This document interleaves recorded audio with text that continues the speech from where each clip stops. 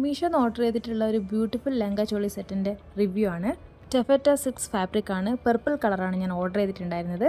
അപ്പോൾ ഇതിൽ ടോപ്പിൽ വരുന്നത് വളരെ ലൈറ്റ് വെയിറ്റ് ആയിട്ടുള്ള ടോപ്പാണ്. മുകളിലും താഴെയായിട്ട് നമുക്ക് കെട്ടാനുള്ള സൗകര്യം ഉള്ളതുകൊണ്ട് സൈസ് കൂടുതലായാലും നമുക്കത് കയർ വെച്ച് നമുക്ക് അഡ്ജസ്റ്റ് ചെയ്യാൻ പറ്റും. ഉള്ളിലൊക്കെ ലൈനിങ്ങും കാര്യങ്ങളൊക്കെ കൊടുത്തിട്ടുണ്ട്.